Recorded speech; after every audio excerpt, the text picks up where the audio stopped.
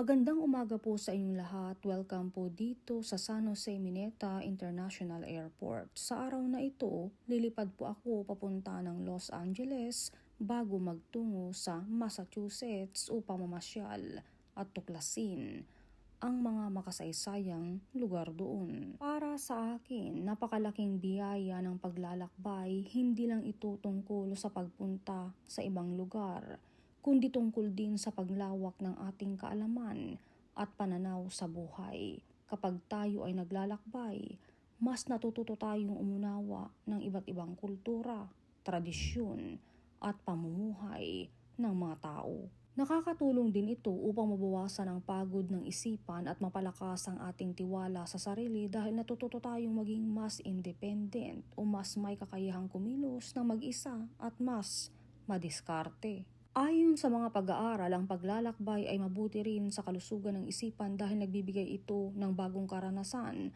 at masasayang alaala. Bukod pa rito, mas na-appreciate o mas napapahalagahan natin ang kasaysayan at kahalagahan ng mga lugar na ating binibisita.